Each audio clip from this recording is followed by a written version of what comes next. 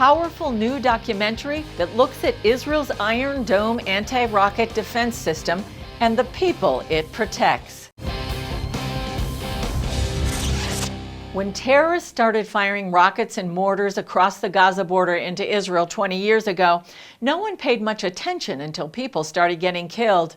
That's when Israeli engineers came up with the Iron Dome anti-rocket defense system. But it wasn't easy.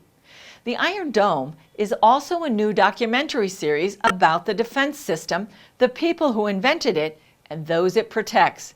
I spoke with the documentary's creator and producer, Nati Dinnar, recently about the series.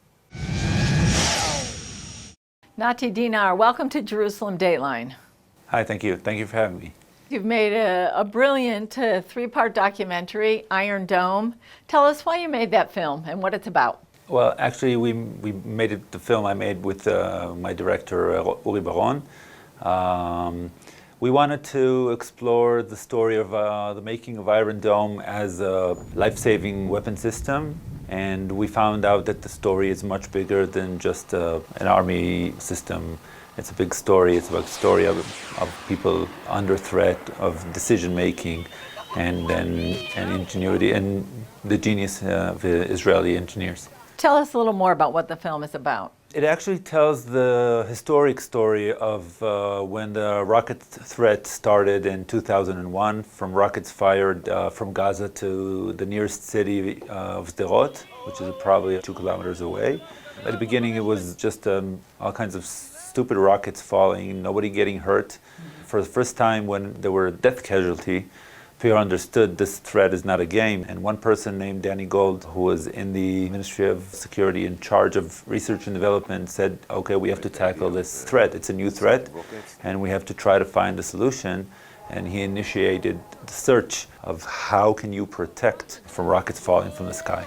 And how long were you working on this film, and how many people did you interview? It seemed like there were a lot of people involved. Well, yes, the idea started in 2015. I wanted to meet Danny Gold and understand the story. I thought it was a one-man story, and here's this guy, he has an idea, he starts moving things along, and just like making a film, it's never about the guy having the idea and pushing it forward. It's a lot of people that have to be involved, and we started researching and talking to people.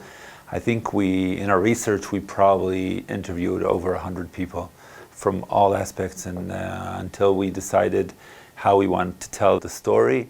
And at a certain point, we understood that the story is not about how rockets hit each other in the sky or how you develop them. This is a human story about people living in threat 24/7 and people trying to protect them, whether they are decision makers or engineers. And we eventually said we want to make an historic piece, but told in a personal way. And in the series, I think there's about 40 characters who give their point of view, and we feel that when you give the multiple point of view of everybody involved, people can understand both the threat and the amazing story of how this Iron Dome system came to life. What impacted you the most in making the film? I think it was when we understood that this series, it is about a specific story about rockets and Iron Dome, but if you look through the 3 episodes, you will understand how Israel works, how things happen here in Israel, how things get done, how politics gets into the game, how personal ego gets into the game, how the money affects decision making, and how we have unbelievable people for this, and why Israel is a startup nation that can do the unbelievable in low budget and in very short time. And I think this is what we understand, this is what we wanted to convey, that you see how it works with Iron Dome, you can probably understand how Israel is dealing with coronavirus. It's probably not that different. People are telling us what to do now, and people behind in the closed doors and the back offices are thinking, how can we protect the citizens of Israel with our ingenuity? Okay, so just tell us real quick, how can people see the film in the United States or wherever else they are? Well, luckily, we managed to secure a license deal with Easy, IZZY, a new streaming platform that brings the content from Israel to the world. It's very easy to search. Just do IZZY on the web, sign up. It's $5 a month. You get hundreds of hours of content. Iron Dome is one of them, but there's a lot of great Israeli creators telling Israeli stories, and finally there's a platform that can showcase it to the world. Okay, Nati Dinnar, thank you for joining us. Thank you very much. Alpha.